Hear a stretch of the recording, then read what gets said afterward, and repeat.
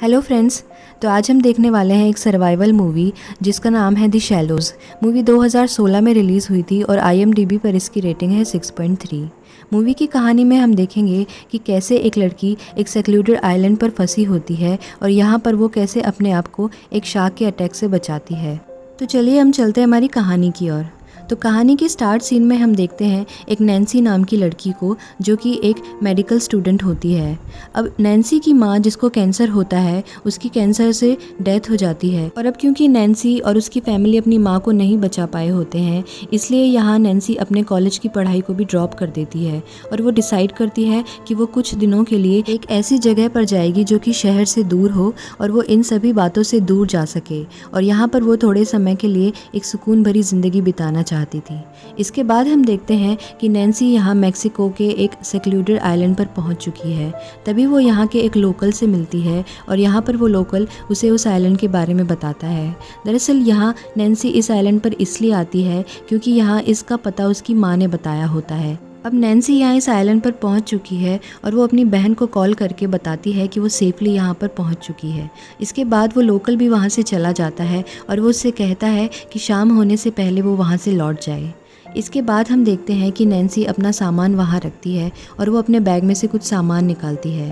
अब यहाँ हमें पता चलता है कि नैन्सी एक काफ़ी अच्छी सर्फर है और अब यहाँ वो अपना सर्फ बोर्ड निकालती है और वो सर्फ करने के लिए आइलैंड की तरफ आगे जाती है। अब जब वो यहाँ सर्फ कर रही होती है तभी उसे पानी के बीच में दो टूरिस्ट भी मिलते हैं। अब यहाँ नैन्सी और वो दोनों टूरिस्ट आपस में बात करते हैं और इन तीनों में अच्छी दोस्ती हो जाती है। इसके बाद ये सभी तीनों मिलकर सर्फ करते हैं। नैन्सी और वो दोनों टूरिस्ट आपस में खूब घुल मिल चुके होते हैं।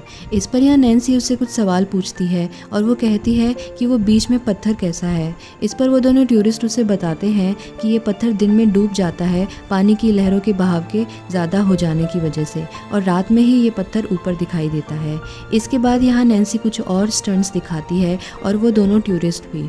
अब नैन्सी यहाँ किनारे की तरफ जाती है और उसे भूख लगी होती है तो वो कुछ खाने के लिए निकालती है। इसके बाद वो अपनी बहन को कॉल करके यहाँ पर वीडियो कॉल से उसे उस आइलैंड को दिखाती है और वो बताती है कि ये आइलैंड किसी पैराडाइज से कम नहीं है और ये वाकई में बहुत ही ज़्यादा सुंदर आइलैंड होता है।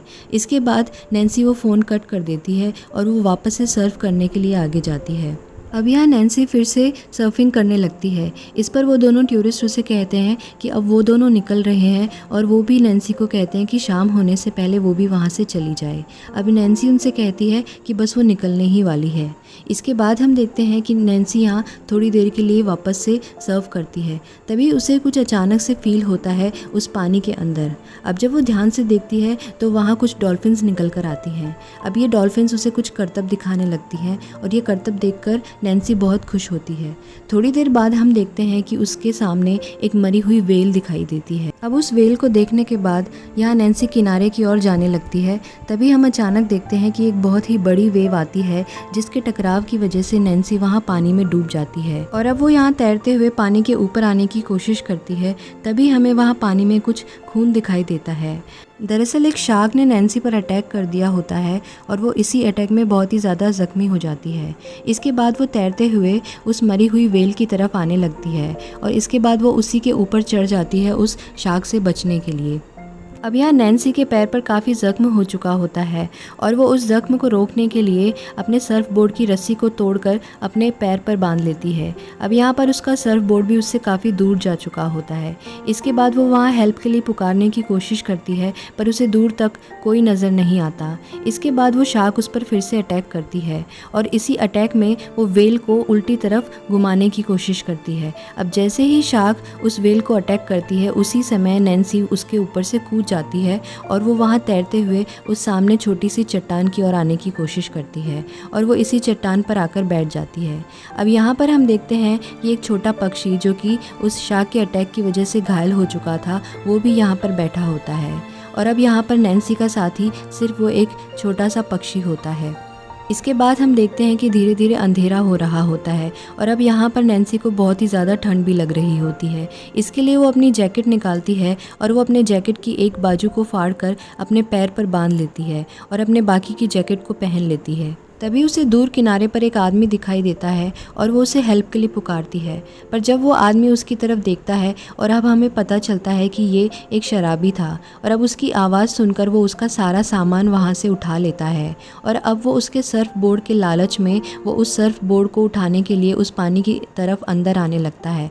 इस पर नैन्सी उसे मना करती है कि यहाँ शार्क है और वो अंदर ना आए, पर वो आदमी नहीं मानता और वो अंदर ही चला आता है। अब यहाँ अचानक से शार्क उस पर अटैक कर देती है और उस आदमी को पूरी तरीके से मार डालती है। अब यहाँ नैन्सी के पास कोई और रास्ता नहीं होता है बल्कि उस चट्टान पर वो रात गुजारने के अलावा, और वो जैसे तैसे करके उस काली अंधेरी रात को निकालती है क्योंकि यहाँ पर उसके पास कोई और ऑप्शन होता ही नहीं है। इसके बाद यहाँ सुबह हो चुकी होती है और अब हम देखते हैं कि वो दोनों टूरिस्ट सुबह वापस आते हैं यहाँ सर्व करने के लिए। इस पर यहाँ पर नैन्सी उन्हें मना करती है कि यहाँ पर शार्क है और वो ना आए, पर वो दोनों उसकी बात नहीं मानते और तभी हम देखते हैं कि वो शार्क उन दोनों पर अटैक करती है और एक एक करके उन दोनों को मार डालती है। अब यहाँ पर नैन्सी फिर से अकेली पड़ चुकी थी।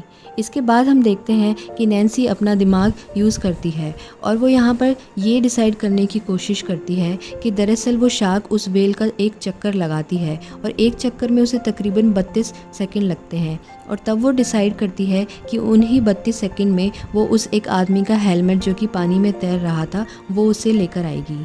इसके बाद यहाँ पर उसे वो हेलमेट मिल जाता है।